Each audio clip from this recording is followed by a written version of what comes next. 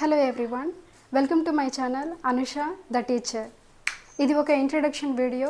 Let me introduce myself. This is Anusha Bairavaram and I am a teacher. Anusha the teacher అనేది ఒక educational channel. ఇందులో English, mathematics and general knowledge వీటి మీద focus చేస్తూ basics నుండి నేర్పించడం జరుగుతుంది. ఎలా అయితే మనం తెలుగులో వర్ణమాల అంటే అక్షరాల నుండి ఆ అని ఎలా అయితే నేర్చుకున్నామో అలాగే ఇంగ్లీష్లో కూడా ఇంగ్లీష్ ఆల్ఫాబెట్ నుండి నేర్పించడం జరుగుతుంది.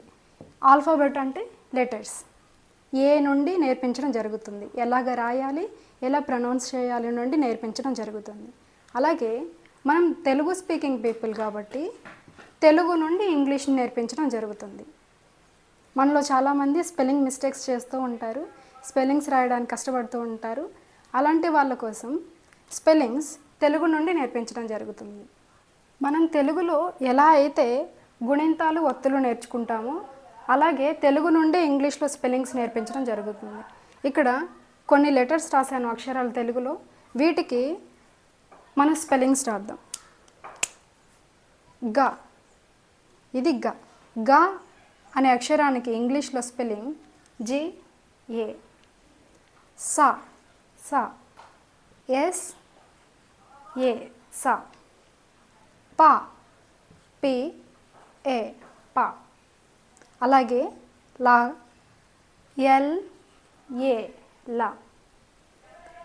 మా అనే లెటర్కి స్పెల్లింగ్ MA, మా.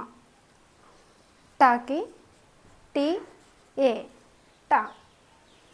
తా, THA, తా. ఇలాగ స్పెల్లింగ్స్ ఉంటాయి. ఇప్పుడు ఒక ఉదాహరణ, లత అనే ఒక పేరుని నేను ఉదాహరణగా తీసుకున్నాను. ఇందులో లత, లా. లా అనేది ఎక్కడ ఉంది చూడండి, ఇక్కడ ఉంది. స్పెల్లింగ్ ఏంటి? LA, లా. నెక్స్ట్ తా. తాకి స్పెల్లింగ్ THA, తా. ఇప్పుడు లతాకి స్పెల్లింగ్ ఏమైంది? LATHA. ఇంతకంటే ఇంకా డీటెయిల్డ్గా నేర్పించడం జరుగుతుంది స్పెల్లింగ్స్ అన్నింటినీ కూడా.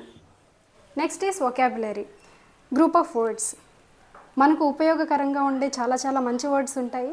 ఆ వర్డ్స్కి ప్రతి పదానికి అదే అర్థాన్ని ఇచ్చే పదాలు అంటే సినానిమ్స్ అండ్ ఆపోజిట్ వర్డ్స్ వ్యతిరేక పదాలు అంటే యాంటోనిమ్స్ నేర్పించడం జరుగుతుంది vocabulary. Next is grammar.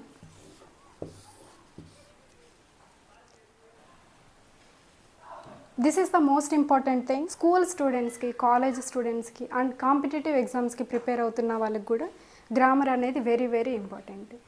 Telugu ఉదాహరణలు తీసుకొని దాన్ని ఇంగ్లీష్లో ఎక్స్ప్లెయిన్ చేయడం జరుగుతుంది. నీట్గా చాలా క్లియర్గా ఎక్స్ప్లెయిన్ చేయడం జరుగుతుంది.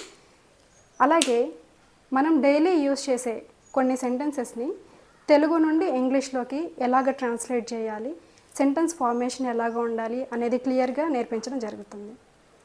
If you are a beginner and want to learn more and more, subscribe to Anusha the teacher channel. మీరు కనుక బిగినర్ అయ్యుండి ఇంగ్లీష్ మరియు మ్యాథ్స్ ఇంకా జనరల్ నాలెడ్జ్ నేర్చుకోవాలి అనుకున్న వారికి this is the right place. Anusha Bhairavaram ఛానల్ని సబ్స్క్రైబ్ చేయండి.